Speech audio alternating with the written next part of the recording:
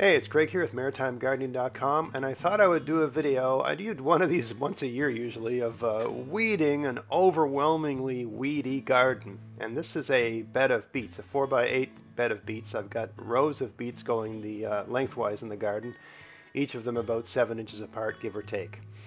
And normally, in a situation like that, I would plant them with strips of cardboard between the rows of plants because it just suppresses weeds so well. For something like a beet, I would use strips of cardboard. And then once the beets are about 6 inches high, you just cover the cardboard with grass clippings or leaves or basically any sort of organic matter you can find. And that would just suppress them that much more. And the cardboard, it just breaks down, the worms eat it and all that sort of stuff. But anyway, that's not what I did here. I just left it all bare earth. I don't know why, just whatever mood I was in that day. And I said, oh, I'll mulch it later. Once the plants are 6 inches high, I'll mulch it later. Well, the weeds came in so fast and so aggressively, and I just kept putting it off and putting it off. And now here we are with this bed that's got so much weeds in it. The weeds mostly, it's a combination of vetch, dill, and vetch, dill, and what's it called, lamb's quarters, which are good to eat, and there's a lot of lamb's quarters in there. But when you got a garden this weedy, you don't go sifting out the dill and sifting out this edible and sifting out that edible. For me, I can't stand weeding a garden. So the general approach is to get at it, go at it hard, get it over with. And you'll notice I've got like a handkerchief around my ears. The flies are really bad, so all the more reason to go quickly and just get it done, sort of thing. And that's my general approach for weeding, is to, I don't enjoy doing it, and I tend to go at it really fast and really hard, and I'm not meticulous with it. I just get the bulk of them, right? How fast can I really, you got two things growing, two kinds of things growing in your garden. The thing you want, the thing you want, and everything else. And both those things, all of those things are competing for sunlight, water, and the nutrients that are in the soil.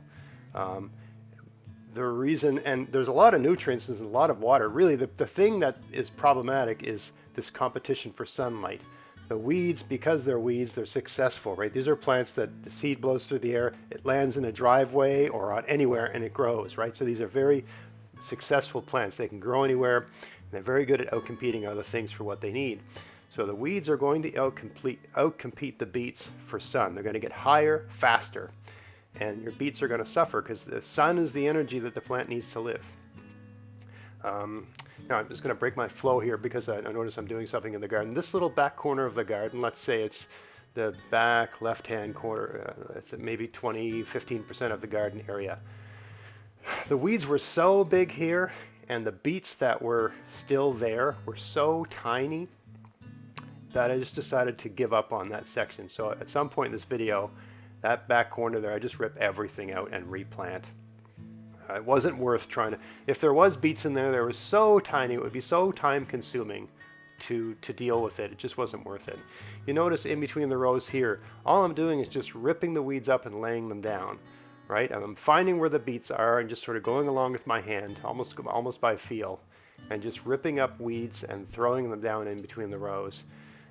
And using the weeds as a mulch, right? And I'll add more mulch to this in about a week.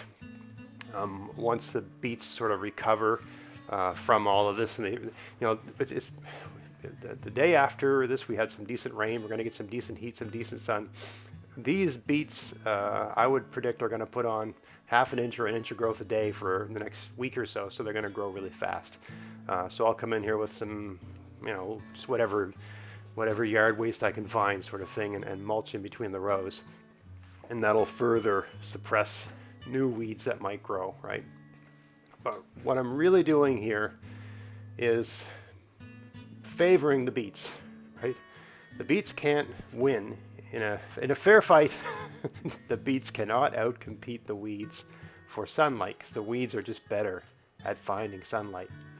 So I'm coming in and just sort of cheating in favor of the beets, right? By just destroying the weeds. And it's a shame to have to rip up all. I love dill. It's one of my favorite herbs. I love it with mashed potato salad and salmon and stuff like that. But there's just no point in trying to sift things out at this stage. So yeah, just going between the rows and pulling stuff out and laying it back down and trying to be as quick as possible to just get it over with. This whole thing, this whole operation, start to finish, probably took me, I'll say, I mean, the video is much shorter because I've basically sped this video up double speed. And so I think the video is probably about 8 minutes long. So let's say 16 minutes, right? Less than 20 minutes it took to do this whole thing. It's not a lot of time. And by investing that 20 minutes, I'll have a decent yield out of this garden. Whereas if I'd done nothing, just because of, it'd be one thing if the beets were growing and they were nice and big and there was a few weeds in between. That's no big deal. But the way this garden was looking, the beets were just losing the battle for sunlight. Here's some, there was some vetch growing really, really high above the beets, so I was just pulling it out quickly just so I could see what was underneath. There was so much weed in that little row there, I couldn't even see where the beets were. And in this process here, I am actually pulling out the odd beet by mistake. I mean, I usually overseed anyway. The beets will need to be thinned. In another few weeks, I'll have to come out and thin the beets out because I always sort of plant. You just have to. You have to plant more than you need because not every seed germinates, and then for every seed that for every 3 seeds that germinate well, there's one that germinates poorly and it doesn't grow well. Here's a little close-up view of that same process. Just rip it up. It's just a twist of the wrist. Just rip it out of the ground and lay it down. That's all I'm doing. That's the process. You just got to get in there on your hands and knees, and I call this gardening yoga. It's the closest thing to yoga I've ever done. Right? You're bending, you're crouching, you're reaching, all that sort of stuff. So now I'm going to deal with this sacrifice zone here, this back little bit. So yes, I lost some of it. This is the consequence of not being proactive with dealing with weeds. If I dealt with the weeds sooner, I'd probably have a garden. I'd probably have beets growing here, but it didn't make sense to try to sort that section out. It was much quicker, in my estimation. That's the decision I made on the ground. Much quicker just to get out. There were so many weeds growing there and so many different things. I don't normally use a hoe, but I do have one, and in situations like this where there's just weeds everywhere, you have to do something to stop that. In a garden like this where I want to plant beets, right? I mean, this is supposed to be a beet garden. I had, the whole garden was prepared and seeds were planted, and then it became overrun by weeds. So, by not being proactive, I've lost that early go for this little tiny section. And again, this little section is about 20% of the space, so I still have 80% of my beets just doing fine, right? And they're going to be doing a lot better in about a week once they've sort of recovered from all of this. So not a big deal to replant, and it's not so late in the season that you can't replant. It's the last week of June. We still got July, we've got August, we've got September, right? The plants will grow. I'll get a yield. It would be disingenuous to say they'll catch up to the other ones. The other ones have a huge head start. They've been growing for a month. The roots are developed, all sort of stuff. But I will still get a respectable yield out of this variety of beet, especially because I have a fast-growing variety in here.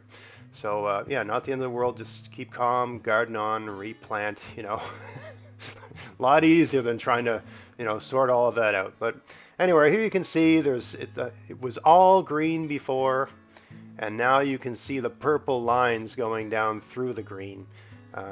Right, so I've given the beets a chance to get the light they need to become amazing beets. I hope you found that video interesting. If you did, please like, share, subscribe. Check out my podcast, Maritime Gardening. And until next time, get out there, get at it, have fun in your garden. Thanks for watching.